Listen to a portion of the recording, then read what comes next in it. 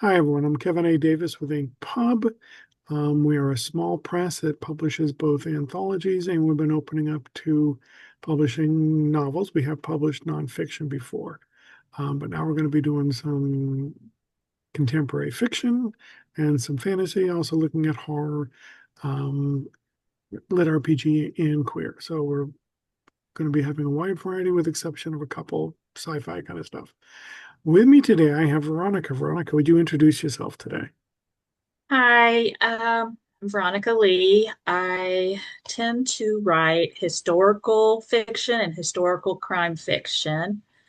Um, Sometimes it has kind of a Christian bent to it. Uh, Recently, I published my first novel called The Keeper of Lost Daughters, and it's Nice. set in Poland during World War II. Next, I know, where can we find Keeper Chronicles? Is that pretty wide, or is it just Amazon? Uh, well, I think it is available on places like Books A Million and Barnes and Nobles too. But yeah, I think the main area, main place is Amazon. That's where it's distributed. Okay. So All right. Well, yeah. good to know.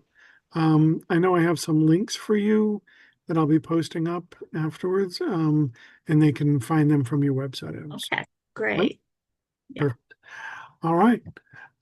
So let's talk a little bit about what you've been working on presently. And you do long and short fiction. Obviously, that's how Yeah. we know each other is short fiction, but you do long Yeah. and short. So any projects that you're working on? Well, lately I've been writing a few short stories, kind of taking a break from the longer form. I feel it's kind of like good to mix it up a little bit. Mhm. Gives me a break from each, change it up, kind of inspires a bit more.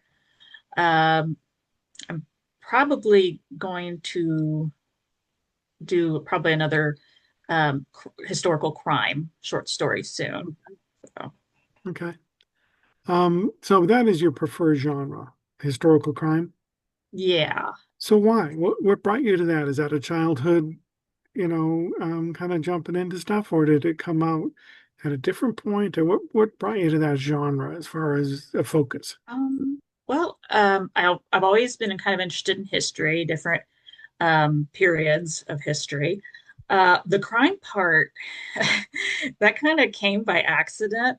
I was with my cousin, and we were going to go to visit her parents' graves at this very nice Catholic cemetery. Hmm. And when we got there, it was all locked up. We couldn't get in. The gates were up, and we saw police going back and forth in the graveyard with dogs, and there was tape up. And my cousin gets out of the car and asks, "What is going on?"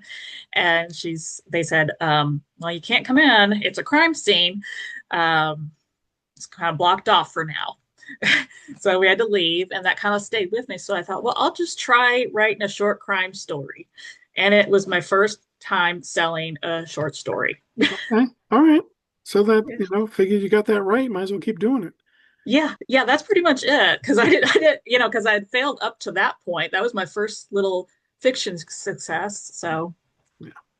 Um, so on your upcoming projects, I know you said you're probably working on another historical crime fiction short.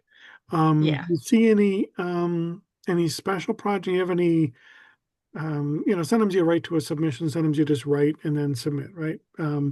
Is there anything out there that you're looking at as being, this is a project that I want to engage in, or even another long form? Is there something that you're looking at for the future that you haven't quite jumped into yet that you plan on? Yeah, yeah.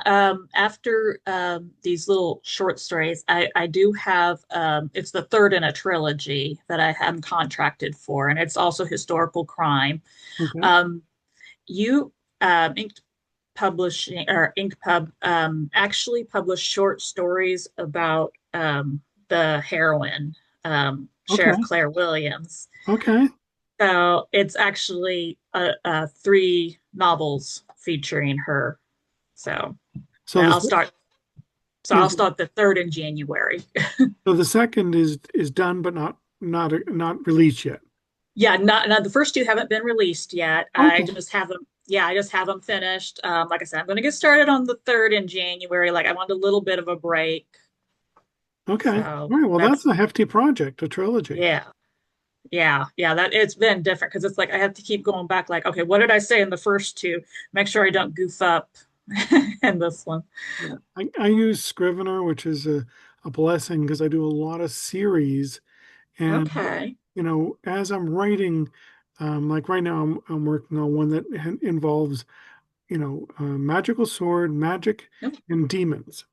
And so every time I mention a little tidbit about the demons, right, I copy and paste that, what I said, into a little, another little document that isn't compiled, but now tags along with my Okay.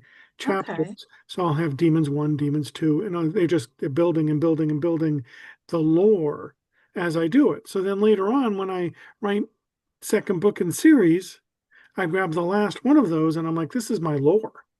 And Okay. it just Yeah. saves me a ton of like going back and going, how did Yeah. how did I seem to kill them?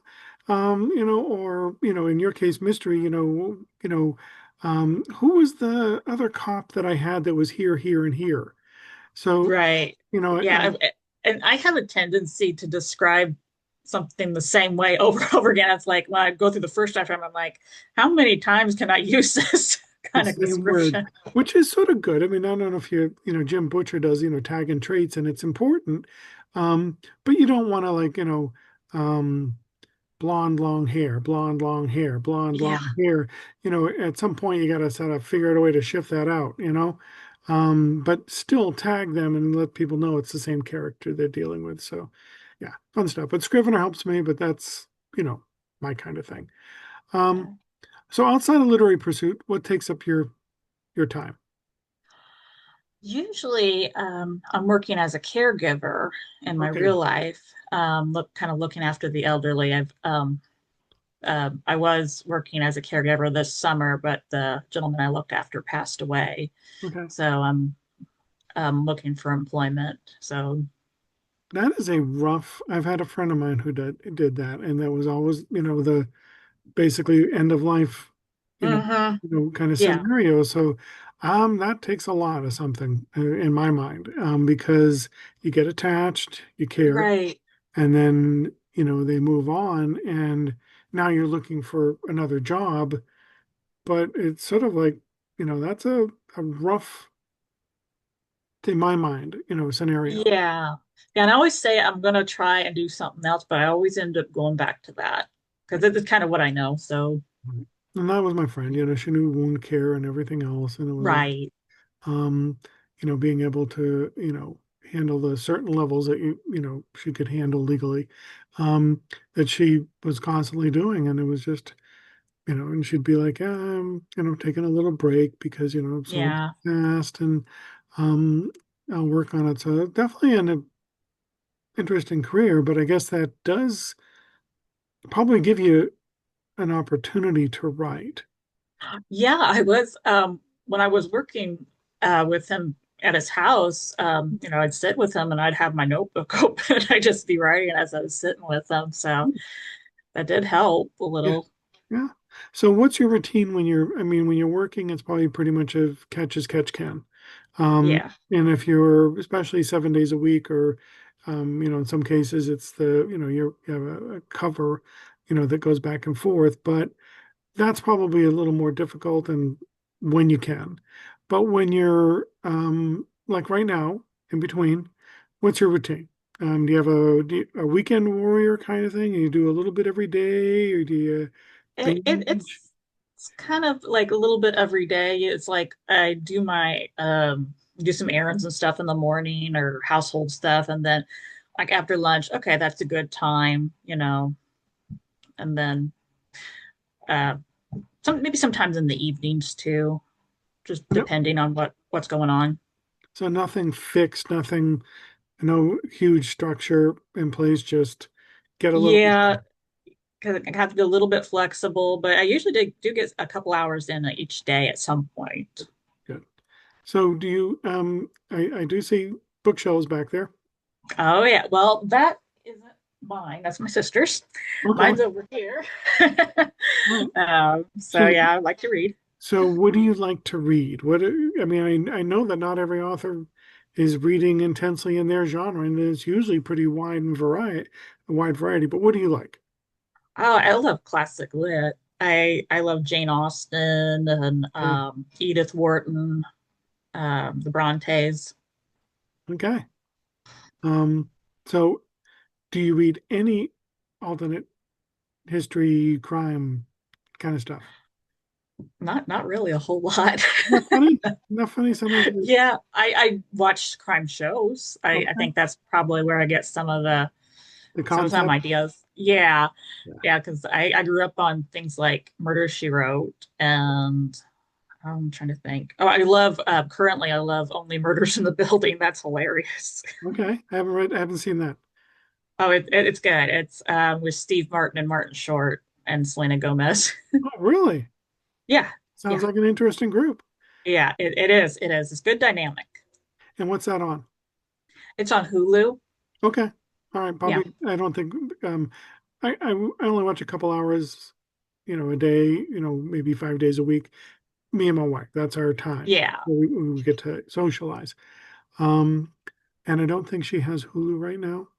I Okay. think it's one of the ones that she'll bring on for a while, binge, Yeah. and then cut the subscription and move on Yeah, to something else. we do that. I do that with sort of Netflix. I'll go back every now and then and be like, "What do you have new?" Yeah, and I know we do it with Disney and all that. Um, all right. So, any book you would recommend out there to readers? That's one of your favorites this year. Okay, this year, I'm going to recommend a friend's book.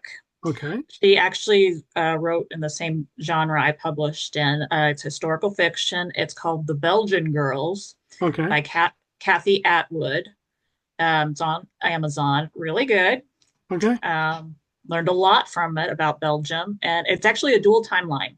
It's during World War One and World War Two. So, Nice. Yeah. The Lost Alchemist was a favorite of mine because it did, the tourist who was breaking up with her husband, yada yada, and she finds a little bottle in the Thames that is ties back to a alchemist who was doing basically, I wouldn't call it murders. I mean, though it was, but providing potions for women who needed to get rid of problems. Um, oh, and it was a lovely going back and forth between them, that person, a younger person of that time frame, and the lady who now has become engaged with trying to figure out the mystery of all this. And it was just a okay. blast. Love that, timeline. Lost Alchemist, a piece that Lost Alchemist. my Okay. wife hit me with. All right. Conferences or conventions, do you attend any? No, no, I'm kind of like a hermit, so I think I'd be kind of out of my element to go to any. Yeah. Okay. I'm just curious because that's, in like, we have Florida Writers Association, which is purely for the writers. Then I do a lot of conventions for other stuff that are out there. And I just check with people to sort of see, if they're into that. All right. So let's talk next major goal. You got your trilogy that you're writing. Hmm. After that, what's, what do you want to see? Where do you want to see yourself? Probably I'd like to go back to just straight historical fiction, no crime. Okay. I got an idea that's based in the 1880s and the Gilded Age Okay. that I would like to tackle. Um, so All right. see what happens with that. I got it outlined. You know how that goes. Just because you have something outlined doesn't mean it'll pan out. Not until you start writing it, and it all Yeah, falls apart in the face of the enemy. right. Um, all right, well, excellent. I appreciate you coming on here today. We are at about 15 minutes, so I'm going to cut it, but Okay. I really appreciate you coming on and giving us a chance to learn a little bit more about you and see the face with the stories and all that. So thank you so much, Veronica, for Okay. coming. Well, thank you for having me. I enjoyed myself. Thank you. Appreciate it. Bye. Bye.